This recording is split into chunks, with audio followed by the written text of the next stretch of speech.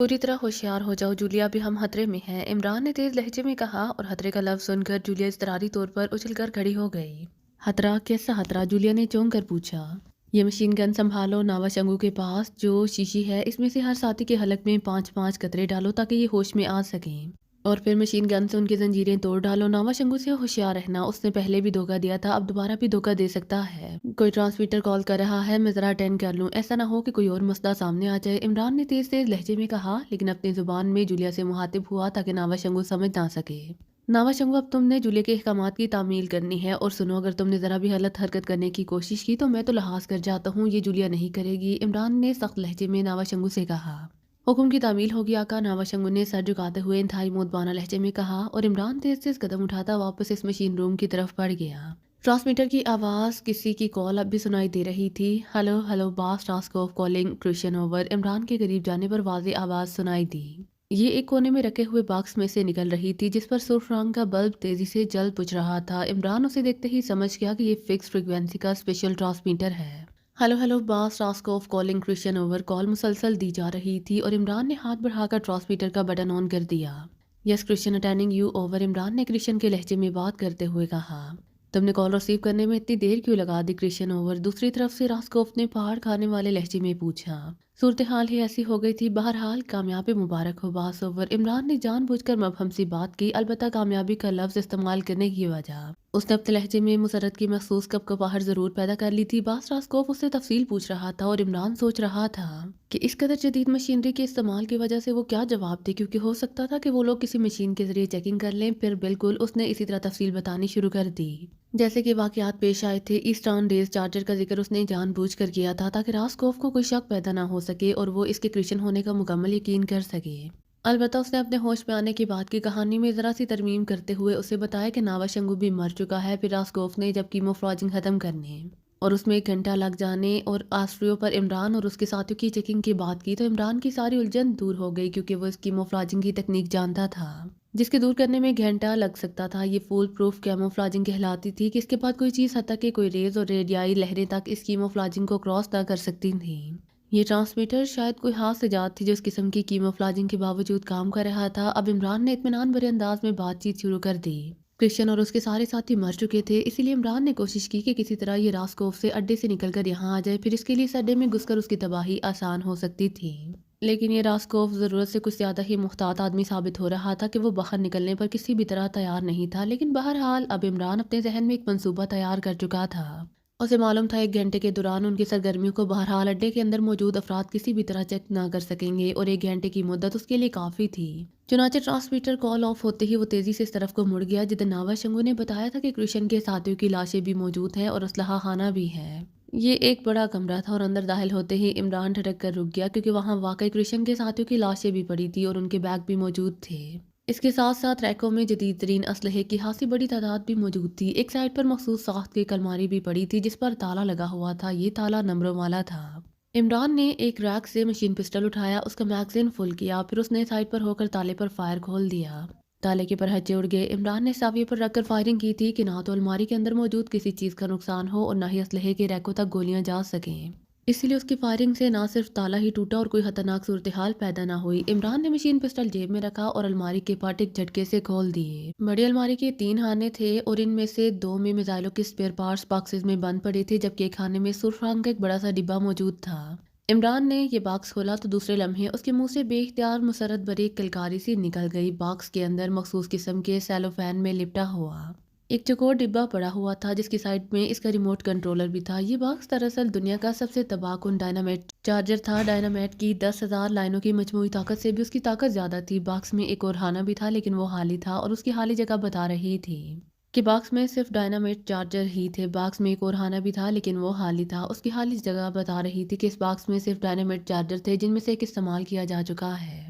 और इमरान समझ गया था कि उसे कहाँ इस्तेमाल किया गया होगा। इस डायनामाइट चार्जर जिसे कोड में WW कहा जाता था, कोडे के लिए ज़मीन खोदने के लिए इस्तेमाल किया गया होगा। उसकी रेंज बेहद वसी थी और गहराई में भी ये बहुत दूर तक काम करता था। इसलिए अड्डे के वसी और इंतहाई गहरा गड़ा खोदने की बजाय ज़मीन का एक छोटा सा हिस्सा खोद कर उसमें ये WW चार्जर लगा दिया होगा और उसके बाद रिमोट कंट्रोलर से उसे चार्ज किया गया होगा तो वसी रकबा से 10 कुओं से भी ज़्यादा गहराई तक की मट्टी اور اس کے اوپر موجود درخت فضا میں انتہائی بلندی تک جا کر بکھر گئے ہوں گے۔ اس طرح صرف چند گھنٹوں میں وہ کام ہو گیا ہوگا جس کے لیے کم از کم 1-2 سال کا عرصہ لگتا تھا۔ چونکہ یہ اڈے کے لیے انتہائی خطرناک چیز بھی ثابت ہو سکتی تھی، اسی لیے اسے اڈے سے دور یہاں رکھا گیا تھا، اور شاید اسی لیے ڈبل سیٹ لگایا گیا تھا تاکہ اگر کسی بھی وجہ سے ایک سیٹ کام نہ کرے تو دوسرا کام کر سکے۔ بہرحال WW اس وقت عمران کے لیے ایک نعمت غیر مرتکبہ سے کام نہیں تھا۔ اگر وہ اڈے کے اندر اسے کسی بھی جگہ چھپا کر رکھ دیتا، پھر دور سے اسے چارج کر دیتا، تو پورا اڈا بالکل اسی طرح غائب ہو جاتا جیسے اس کا کبھی وجود ہی نہ رہا ہو۔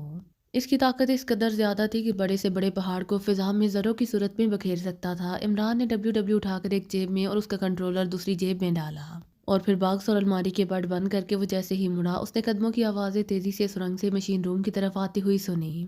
وہ تیز تیز قدم اٹھاتا ہوا مشین روم تک پہنچا تو جولیا سارے ساتھیوں سمیت مشین روم میں داخل ہوئی تو ناوا شنگو بھی ساتھ تھا۔ میں نے فائرنگ کی آوازیں سنی تھی، جولیا نے ادھر ادھر دیکھتے ہوئے کہا۔ فائرنگ؟ نہیں، آہوں کی آوازیں سنی ہوں گی، عمران نے مسکراتے ہوئے کہا۔ آہیں کیا مطلب؟ جولیا نے حیران ہو کر پوچھا۔ یہ وہ خاص آواز ہوتی ہے جو بیچارے دل عاشق سے اس طرح مسلسل نکلتی رہتی ہے کہ جیسے مشین گن کی فائرنگ دور ہو رہی ہو، عمران نے مسکراتے ہوئے جواب دیا، اور سب ممبروں کے چہروں پر ہلکی سی مسکراہٹ تیر گئی۔ تمہیں اس حالت میں بھی مذاق سوچ رہا ہے؟ جولیا نے غصیلے لہجے میں کہا۔ کیوں؟ کیا ہوا؟ کیا جنس بدل گئی ہے؟ او پھر تو واقعی بیچارے تنویر کے لیے مسئلہ بن گیا، عمران نے دائرے کی صورت میں آنکھیں گھماتے ہوئے کہا۔ میرے لیے تو اس وقت مسئلہ بنے گا جب تمہاری جنس بدلنا تو ایک طرف کوئی جنس رہے گی ہی نہیں، اور وہ وقت اب بڑی تیزی سے قریب آتا جا رہا ہے، تنویر نے خشک لہجے میں کہا۔ عمران صاحب، آپ نے وہ واقعات نہیں بتائے جو ہماری بے ہوشی کے دوران پیش آئے تھے، صفدر نے جلد سے موضوع بدلنے کی کوشش کرتے ہوئے کہا۔ بے ہوشی کے عالم میں تو بہت کچھ ہو سکتا ہے، آپریشن ہو سکتا ہے، اور میں نے سنا ہے آج کل ایسے آپریشن بہت کامیاب ہو رہے ہیں۔ ویسے تنویر کو زیادہ تجربہ ہوگا، وہ زیادہ تفصیل بتا سکتا ہے، عمران نے مسکراتے ہوئے جواب دیا، اور تنویر اور جولیا کے علاوہ باقی سب افراد کے حلق سے ہلکے ہلکے کہکہے نکل گئے، کیونکہ وہ عمران کا لطیف اشارہ بخوبی سمجھ گئے تھے۔ آقا، کیا آپ مجھے اجازت دیں گے؟ میں واپس جانا چاہتا ہوں، اچانک ایک طرف خاموش کھڑے ناوا شنگو نے کہا، اور عمران اس کی بات سن کر چونک پڑا۔ ابھی نہیں، ابھی تو تم نے ہمیں سرنگ سے باہر لے جانا ہے، پھر اس جگہ کی نشاندہی کرنی ہے جہاں ان سفید فاموں نے اڈا بنایا ہوا ہے۔ عمران نے سنجیدہ ہوتے ہوئے کہا۔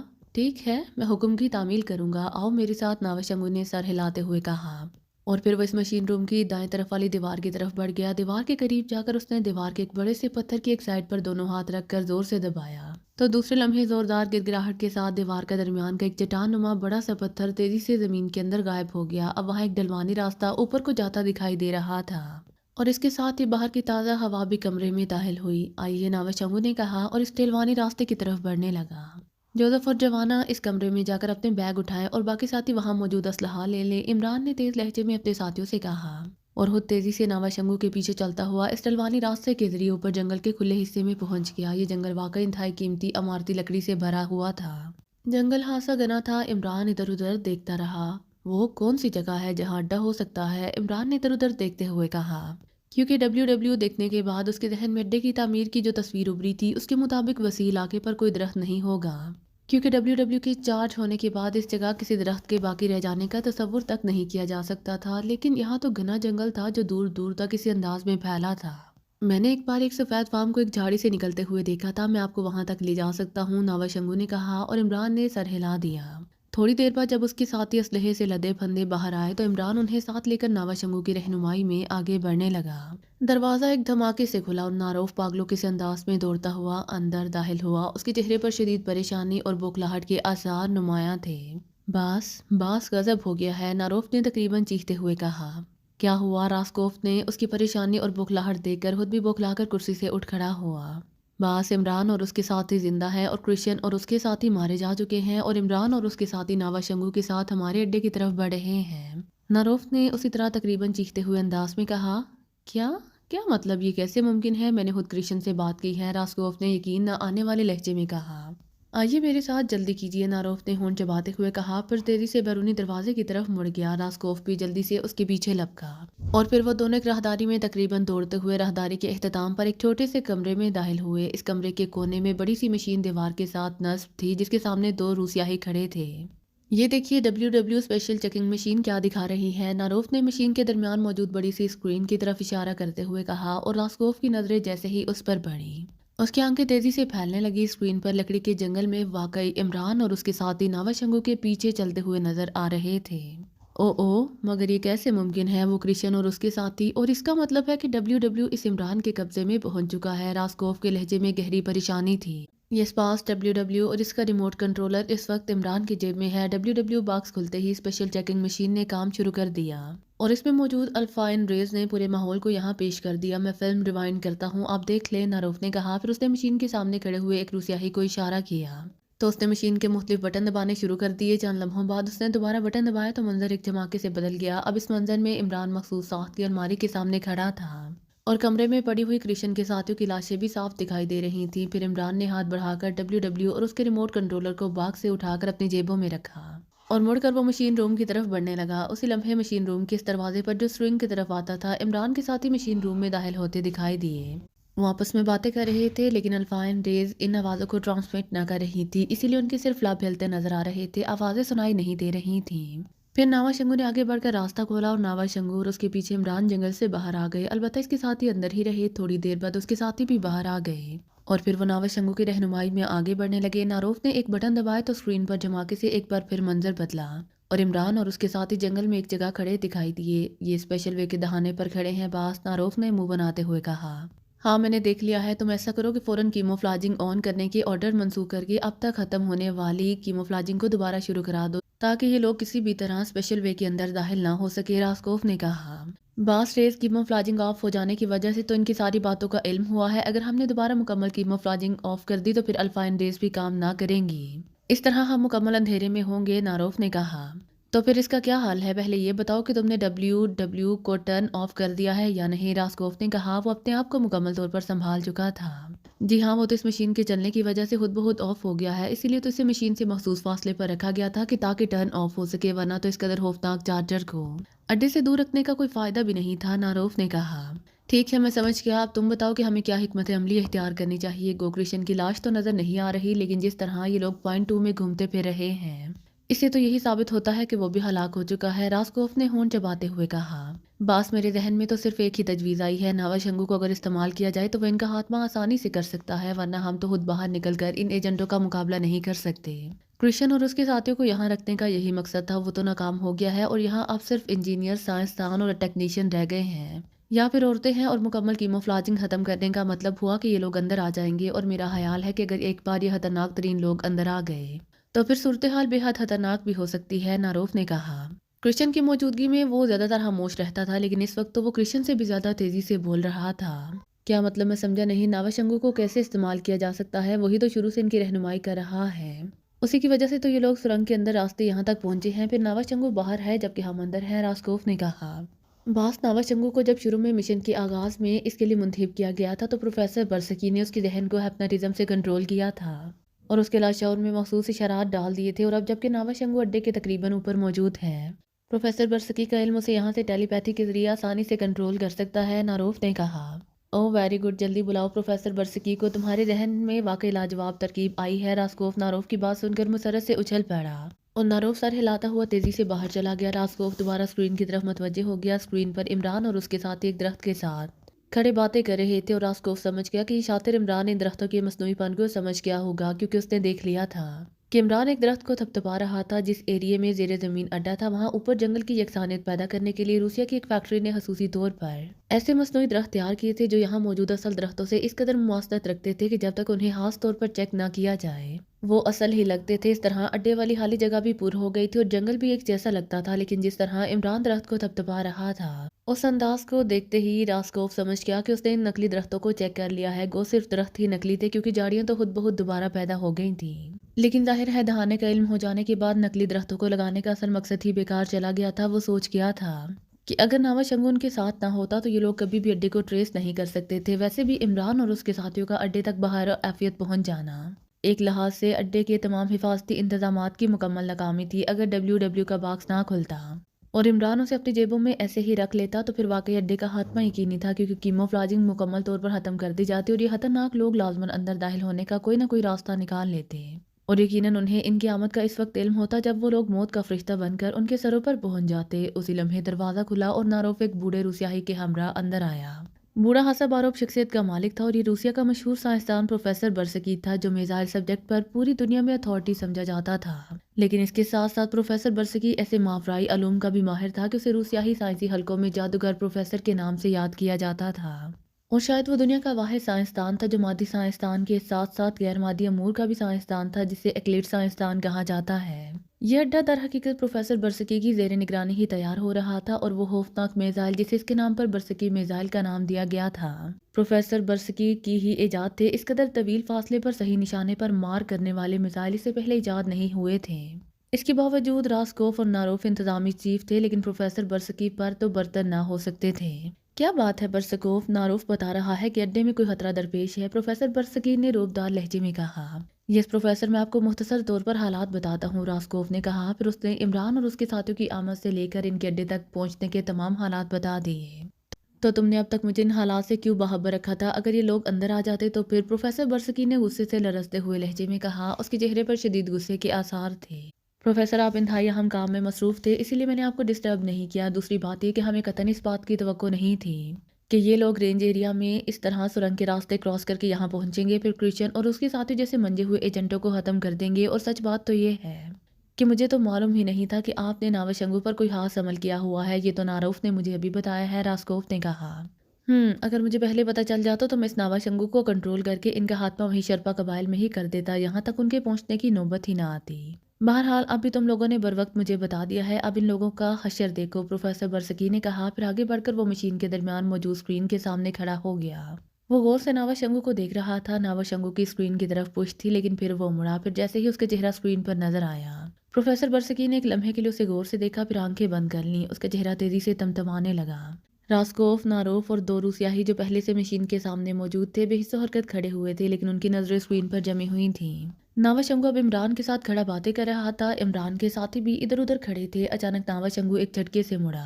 उसका अंदाज मेकानकी सा था। फिर वो तेज तेज कदम उठाता करीब पड़े इमरान के एक साथी के पास गया, जिसके हाथ में मशीन गन मौजूद थी और एक मशीन गन उसके कंधे से लटकी हुई थी। उसने इससे कुछ बात की तो इस आदमी ने कंधे से लटकी हुई मशीन गन उतार कर नावाशंगू के हाथ में पकड़ा दी, और नावाशंगू मशीन गन लिए तेज तेज कदम उठाता एक तरफ मौजूद एक घने दरख्त की तरफ बढ़ता चला गया। बाकी सब अफराद खड़े उससे दरख्त की तरफ जाता देख रहे थे।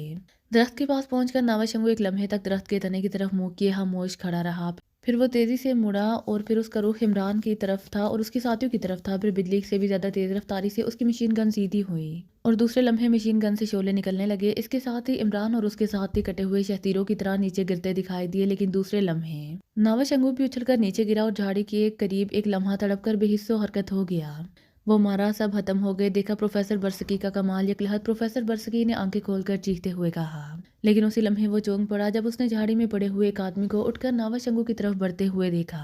यही इमरान है प्रोफेसर, इस खतरनाक ग्रुप का इंचार्ज, रास्कोफ ने चीखते हुए कहा। ओ, ये बच गया है। ठीक है, मैं इसे बहुत खुशी करने पर मजबूर कर दूंगा, प्रोफेसर बर्सकी ने कहा और एक बार फिर आंखें बंद कर ली नावाशंगू की तरफ बढ़ते हुए। इमरान के कदम यकलहत लड़खड़ाए और वो बुरी तरह से चकराकर नीचे गिरा। फिर इस तरह फड़कने लगा जैसे किसी ने उसे गोलियों से भून डाला हो। फिर चंद लम्हे तड़पने के बाद उसके जिस्म ने एक जोरदार झटका खाया और वो साकत हो गया। प्रोफेसर बर्सकी ने एक बार फिर आंखें खोलकर फातिहाना कहकहा लगाया। देखा, मैंने इसके जहन पर इस कदर दबाव डाला कि उसके जहनी हुलियात किसी बम की तरह फट गए हैं और वो हमेशा हमेशा के लिए तारीख हो गया है, प्रोफेसर ने कहा।